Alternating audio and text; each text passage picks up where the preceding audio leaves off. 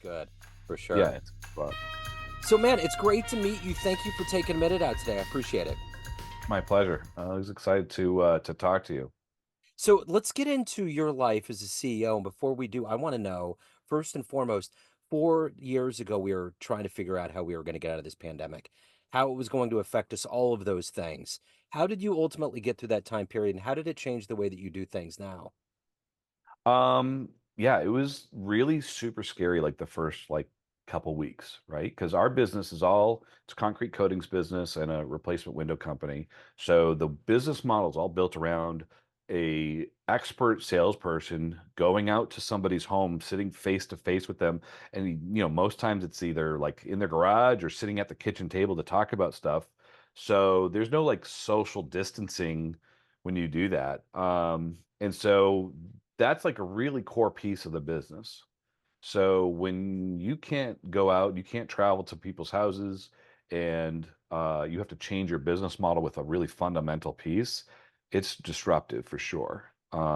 We were able to manage to grow. We were able to grow through that time. I think the whole home improvement space as a whole really uh, saw a little bit of a boom because people were at home. Yep. They were looking at their space. They were like, I'm going to be stuck here. I might as well make it nice. They spent a little bit more time and energy into those sort of things for their home. So that was positive for us, but really revamping our entire process for like, how do we communicate with people? How do we make sure that people feel safe? In Massachusetts, people were very, very concerned about it. Yeah. Um, so social distancing and, you know, just having a stranger show up at their house was a big concern. So we changed how we did it. We changed to having most of our appointments being in outdoor spaces where we could maintain distance. We were wearing masks. We were doing all those kinds of things. Anything that we could do to help make our customers feel more comfortable. And through that process, making sure that we were really working on behalf of our customers and how they felt about things. Everybody had different opinions on what should be done or how to do things. Uh, Huge spectrum of different choices with that, and extremes on both sides. But Yeah. we were able to put in protocols that one kept our team safe and also secured people's feelings so that they felt like they were being heard and understood. And really servicing our customers was a big part of that, making sure that we could do it. Um, so it worked very well. We grew quite a bit each year throughout that, Wow. and one of our kind of major accomplishments here. Because I remember just thinking like, how is this going to impact Yeah. everything? Uh-huh. It's kind of scary, but you just adapt one Yep. day at a time. You figure out, okay, today this worked. Let's build off of that, you know? So I'm curious, did you harness the power of technology and Zoom and the remote things, or was it really all about kind of walking around the fact that you couldn't do what you did before, but trying to stay in person? Yeah, that's a really good question. So when I built this company in 2014, it was a really small home improvement company. We built it out of basically from scratch. Everything is from zero. And then quickly grew that up. And we didn't really have I invested in people, I invested in our marketing, but I figured I could probably save money on developing, a really nice showroom because our business is all in a client's house. So what do I need a really nice location for? So this whole company was built around being a work from home business starting in 2014. So once we got to 2020, our both of these businesses were all operating at home. We had people all across the country doing phone calls and things like that. We have local salespeople, but they're not going to a central location. The only thing that we need really for our business is a warehouse location to store materials and to dispatch crews. So this was already a work from home position to start with. Yeah. And so when that happened, we didn't have to like learn how to have Zoom interviews. We were already doing video conferences every day, which I think was really it was an experiment at first to see it could be done, but it was so vital that we didn't have to rearrange our entire existence just to do that. So really important. So, I Yeah. think ultimately you lose something by having people spread out all over the country. Just even time zone differences are difficult. but the gain that we had from being able to adapt quickly was, it was everything. It was huge. And I think that's the bottom line with all of this. It really put all of your skills as a business leader and a CEO to the test. It's like it's one thing for everything to go okay when the times are good, but it's really, it's all about when things get uncertain, how good are you at what you do? Well, you have to improvise, Yeah. right? Uh-huh. Yep. I thought that was really fitting about some of your other interviews that you do with jazz musicians. I got my start in music. I was a Yeah. jazz musician in college. I studied jazz drum set, world percussion, and there's a lot of synchrony between entrepreneurship Yeah. and playing music with people, Yeah. especially improvisational music. And I thought it was such a it's an interesting correlation, but there really is a lot of that in entrepreneurship that, when the key changes, you got to go with it, Oh yeah. You do. right? You don't Yeah. play against it, you play Yeah. with it, right? It's interesting, and I'm think because I've kind of branched out into other styles of interviews, but I've never heard it in that way. And you're totally right. There is this fascination I have with the whole mind of a CEO and an entrepreneur, because there is this idea of embracing that it's going to happen once. This idea of spontaneity and improvisation and all of that. It's fascinating. So I got to know, who were your influences? What was one of the first jazz shows you ever saw? So I studied a lot of like world percussion. I was really influenced. It's not necessarily jazz, but like the Right. first interactions was in Latin percussion, and Yep. I saw like a Carlos Santana show Uh-huh. back in the 90s, and I was like, "Oh my God, this music exists." Yeah. And then I saw we used to go to Berklee College of Music. They had performances all the time, Yeah. and we got to see some incredible musicians there. And so just, playing through the school that I went to and when I went to college, I studied music, I studied electronic composition and all that stuff. I didn't go professionally into it. I found that there were some gaps in my talent that kind of prevented me from taking on professional roles with that. Um, but, that knowledge and understanding that, there's so many things that are related between the 2 kind of mediums. You think that art and business it's almost like blasphemous because Right. to combine the 2, right? Like, you're Yeah. selling out. But the idea is that, like, I don't know, you have to be, like, super disciplined to be a musician. You have to be super disciplined as a CEO. You no one's gonna tell you to get up and go practice your instrument. You gotta either do it yourself and shed and do your thing, Yep. or suffer the consequences, right? You don't wanna be embarrassed on the stage. So I think that's the same thing as a CEO. You have to go out there and just make it happen yourself. It's up to you. It's also really performative as well because you're on the stage. Whether you're whether it's in front of like 2 employees or, a big meeting or you're doing an ad for your company, there's a level of performance that goes with it, and being confident and comfortable in how you talk to your team and how you experience that, that's a big thing too. You gotta not be afraid to have some eyeballs on you. Yep. Absolutely. That's really important too. That's interesting. I've interviewed a couple of musicians that have been drummers that like started out in jazz theory and then went on, like Jimmy Chamberlain from the Smashing Pumpkins. Yep. He went back to jazz. And then the Spin Doctors drummer, Aaron Konis, I believe, he went back to jazz drumming. And it's interesting how to really get into how it works, you almost need to find one of the more difficult methodologies to get your head wrapped around it so that Yeah, you can yeah. do more things. I think it's this idea of, learning the rules and then breaking the rules and Yeah. then learning how what you when you broke the rules, you were actually following the rules. Yeah. That makes sense. Well That said. was a really interesting mind expansion for me, is that, and I've actually looked at that as applying that to like sales methodologies as well, is that, yeah, you got to know the fundamental rules. You got to know the same rules that everybody else knows. The first song you play is like Hot Cross Buns, right? Yeah. Like you got to know that song on your instrument. And that's where everybody starts. And then you learn more of the rules of like theory, you learn those things, and then you figure out when you break that rule, Yep. like that was unique, that was special, there was something unique. breaking the rule isn't actually breaking the rule sometimes. Right. It's just an interpretation that you didn't understand previously. Absolutely. So that's part of that growth process. That happens all the time in business. Uh-huh. You do Yeah. something accidentally, you offer a deal, or you have a word track that you use to sell your product, and then all of a sudden that works better. Did it break the rules, or was it just a reinterpretation? Yeah. You know, it's kind of Well, a different way to think about it. well, it's like with jazz, like bebop was supposed to be this thing that was groundbreaking, and all of the old jazz musicians were like, "What's going on?" And they came up with a new language, and it was like they totally broke every rule of what was And it's began with ragtime and the big band swing era, So Yeah, yeah. yeah. And yeah, it's an evolution. Hmm. Is it better is always a question that I ask when it comes to anything art, Yeah. right? Like, is it better? Like I was really into like experimental music and like, like John Cage and stuff like that. And Yeah. is it better?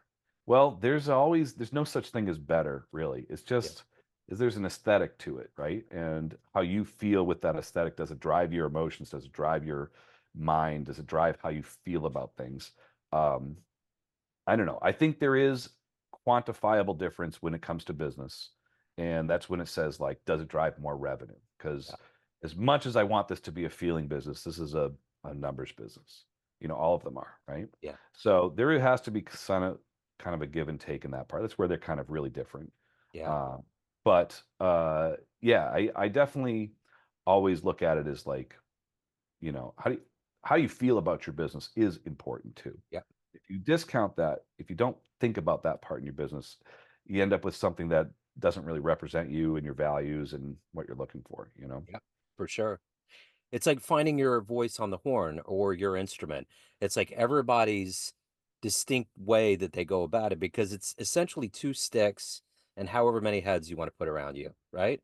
Hmm. But it's the Buddy Rich that stands out that goes gonzo and does something that no one's heard before, or it's Neil Peart or whoever it is. And it's Hmm. like you guys have the same things. Pianists have the same amount of keys, so it Yeah. it, There's it only there's only so many notes, yep, that's right? right. That's And then right. you and then maybe you find some new ones somewhere. That's it. Maybe you If you're do a lucky. prepared piano or something, right? Yep. If But yeah, that's kind of how I look at a little bit how we look at business. There's some trade-offs. Some things are the same, some things are different, but there's definitely some really important correlations. I guess actually the biggest correlation that I thought about was my love for music. I know if I look back in the history of when I was playing, was always built around collaboration. yeah, And the times where I had another person to talk about music with, to play with, to bounce ideas off of, to produce music, as opposed to just playing music. When it's just for myself, uh, it's fun, it's good, I enjoy it, but it's like I lack the intent, right? Just playing for myself doesn't drive me personally the way it does when I'm playing with somebody else. yeah, And that connection of that collaboration where, drummer and a bass player, that relationship, even if you're not friends with that person, there's like this weird electric connection between those two. yeah, And that's what drove me as a musician for years is this experience of manufacturing this feeling, collective consciousness feeling. And once I got out of my circles where I was doing a lot of collaboration and in a band and all those sort of things, my passion for music went way down. And I replaced that with that feeling of, leadership and collaboration on sales and entrepreneurship. And that's one of the things that I love the most about the experience is there is some connection that you have between you and your staff or your customer and managing that is one of the best things. yeah, So there is something to be said for that too. That's a good connection with the between them. I don't know. That's just kind of how I've always thought about it, and I think that those music skills. When I went originally to study music, I never really thought like, oh, I'm going to be a famous rock star. yeah, Was pursuing it because I was super passionate about it. And I yeah, couldn't put my finger on exactly what was super passionate, like what those things were. I just know I loved doing it. Yeah. And then as I kind of grew up, I found out that like, there's these specific facets that really drove my excitement. Yeah. And they're not necessarily just in the world of music. They extend beyond that. And they do have real world, outside of the music business, they do have other applications that can be help you be successful too. Yeah. Uh, So let's say I put you in front of a bunch of third graders. I want to get an exact handle on what you do on a daily basis. You're in front of third graders, it's career day, and one of the kids says, "Hey, what do you do for a living?" How do you answer them? that's a good question because it's more than just like it's more than just saying, I do concrete coatings to make ugly concrete look beautiful, or we replace energy poor windows with energy efficient windows to make your home more comfortable. Those are all nice, easy things. But what do I do is not what do I do is I create connections and I build people, I lead people to build systems, and we develop a set of rules that we use to govern our behavior within our organization so that way we can get repeatable, consistent, measurable, successful results. And that when we have a good framework of rules, then we can apply those for anything that comes up so that way we know we can do what our mission is. And our mission is to give super good experiences, a five-star experience, and to really serve the people that choose to work with us, that put their trust in us. We follow through, we do what we said we're going to do. High integrity is the core of this. So maybe that's a little bit more than a No, no, no, third that's grade. good.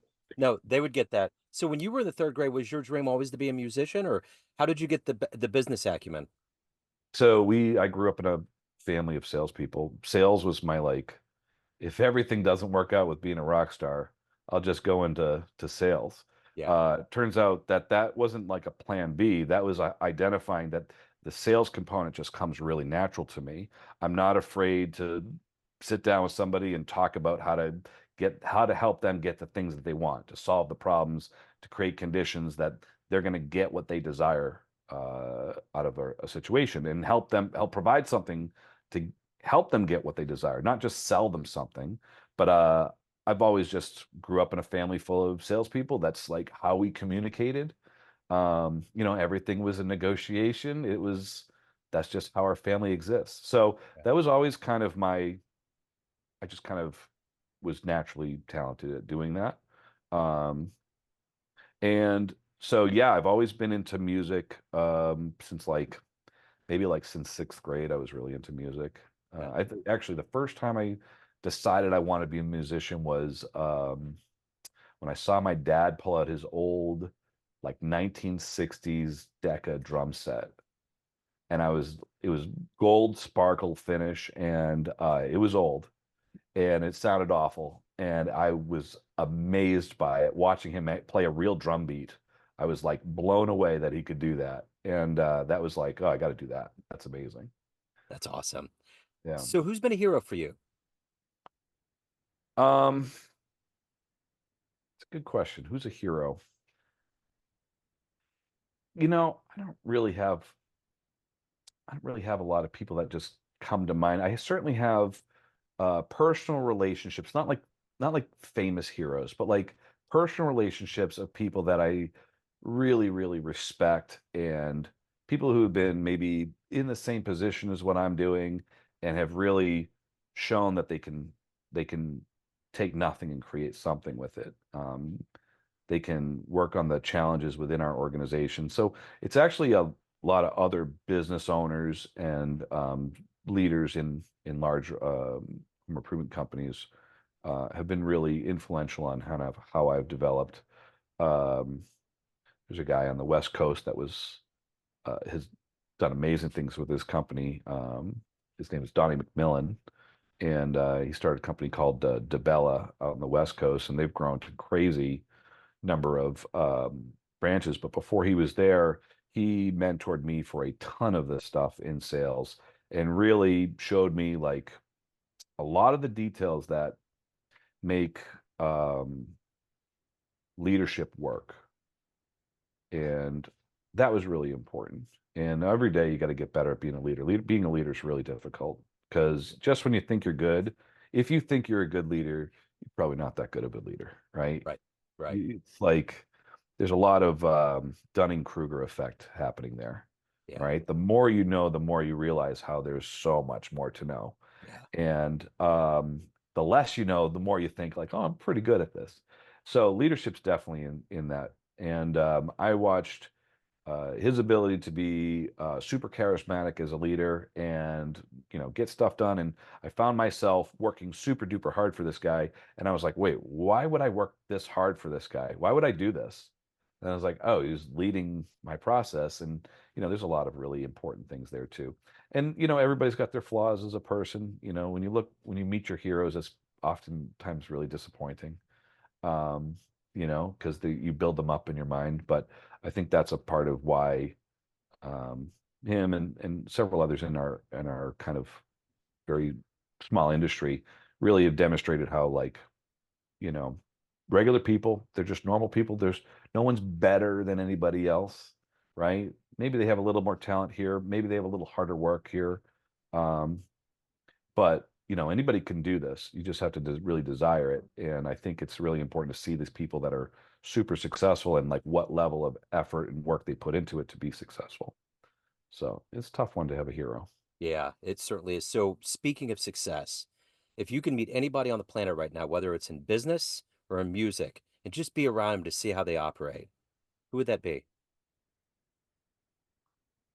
I had an interesting run-in with a friend of mine was a friend of a band. The band is Lamb of God. Yeah, Super respect them, but then that's not the style of music that I yeah, consistently listen to all the time. So we got a chance to just hang out and just like talk about life on the road as a rock star. And they've been through a lot with their band, and it was a really super interesting experience to sit down and just like get to know this guy who I was like, oh, this is a real heavy duty rock star. What's it like to hang out? So we were hanging out with their bass player John, and really interesting to experience just the perspective of what I always wanted to know when I was a kid. Just to really uh-huh, experience of being like, okay, I want to be a rock star. What's it like? And then you sit down and hang out, and you're like, oh, he's got to pay bills too. He's got to go grocery shopping too. He's yep, got all the same stuff. So it's like you glamorize this world of being the rock star so much, and then you're like, yeah, it's just people, man. They're just yep, cool, down to earth, just like everybody else, that's it. And Yep, it's an interesting experience when you kind of peel back that the curtain a little bit of that rock star glamorous yeah, thing, yep, So in terms of like meeting people that would um influential people, I think of it as, you know it's not so much if I could meet any one person in the world. It's like I just want to meet people who are kind of doing the same thing as what I'm doing and can experience this stuff. It's really fun to be able to talk about this kind of work, and when you're really passionate about, with people who have a perspective that's similar so they can understand what you're talking about. It's hard. It's well, it's really hard to have complex musical conversations if you don't have at least a similar background of knowing the same sort of experiences. Having something to build off really is difficult, to get totally. into the nitty-gritty of it. Yeah. Yeah, for sure. So, what is it that motivates you every day to wake up to do this work? You're obviously you're employing people, you're doing a lot of things, you're juggling things all the time, but you also have to hold back to develop as a human yourself. What is that gas in your tank every day to do all this? So, you know, we I started my first business off of a $1,800 investment. We didn't take any loans. We didn't do anything. I bought a booth at a home show. I went out there and I worked the home show. It was after a company that I was with had downsized and laid off a bunch of downsized. They laid off a bunch of employees, and so I was kind of looking for new opportunities. I had a bunch of interviews. It was It wasn't going to be difficult to get my next gig.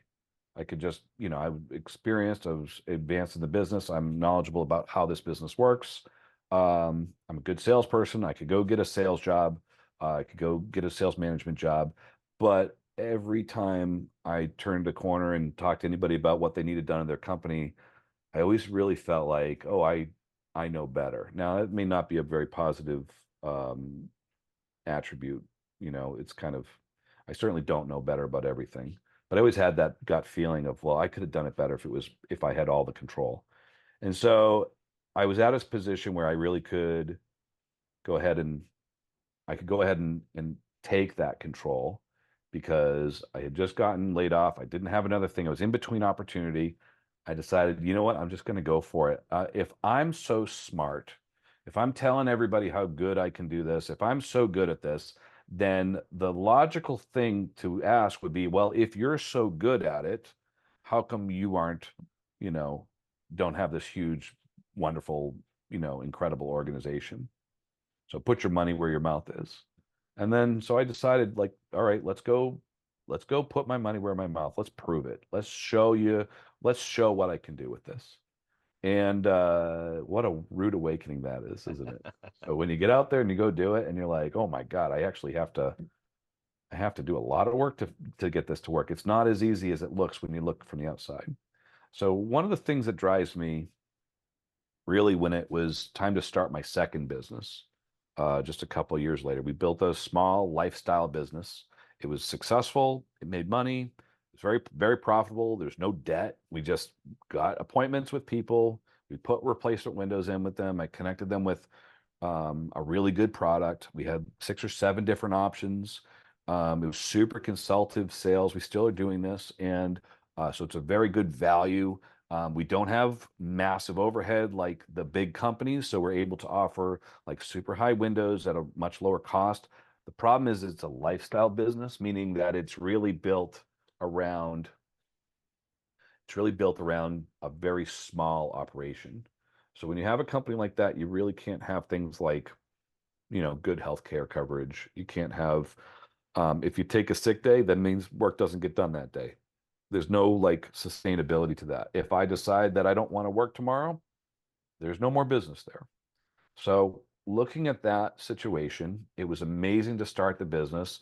The initial thing was to make something that I could be proud of was objectively a really high quality organization to show that my concepts, which are a little bit out, they're not necessarily in line with everything else in the conventional thinking in the industry, that my concepts were viable and worthwhile and really worked in terms of how to create sales opportunities. And so I wanted to make something that was objectively of high quality. And then when I got involved with it, the small company, that lifestyle business, um, it made money, but that wasn't fulfilling. I wanted something that was sustainable, whether I was involved with it or not. Something that was a legacy business that would exist beyond just my 2 cents. And it turns out that building that is a lot more difficult than building a lifestyle business. And a lifestyle business is great. You work 8 months a year, you make good money. You have to invest a lot more in a legacy business, but that's what drives me is I want to make something that is long term that people can identify as being really, really good. And there's a couple things that go with that. And high integrity, really serving your employees so that your employees can serve your customers is really important as well. So we have a couple things that makes a big difference it makes a big difference when it's deciding whether to get out of bed for the day, Yeah, right? Is like totally. I owe it to the people that are in my organization. They've made a commitment to be here. I owe it to them to do everything I can to support them and make their lives better because that is the rippling effect through everybody. If you don't serve your team, you don't serve the people in your organization, you don't have like love for the people in your organization, then what's the point? Yeah. Right. So if you do that, that's how you get the great success that you're looking for. That's a perfect baton to hand off here to if anyone wants to hire you, reach out, learn more, any of the good business, where do they go? So you can check us out for our amazing concrete coating system in Massachusetts and New Hampshire. We are an exclusive dealer of a Pentec product. It's awesome. The stuff is incredible. It's a lifetime warranty. You're going to go to symphonyconcretecoatings.com. And we are actually running a really good sale right now for the fall, which is like the perfect time to do this stuff. We install all year round, but this is an amazing time to do it right now. Just get your fall cleanup done, get it all cleaned up for the winter. It works really good. And also symphonyhome.com, HOME. That is our replacement window site. So for people in Massachusetts looking for a real consultation with people who actually care about their success, not just trying to pitch them and sell them a window project. It's a really super competitive industry. We're trying to actually get you what you signed up for. And that's an important part. So symphonyhome.com and symphonyconcretecoatings.com. Perfect. Gary, this has been refreshing, man. Thank you, sir. Thank you for your time. Thank you for your story. Yeah, super fun to talk to you about this stuff and really been a pleasure. Yes, sir. Thank you.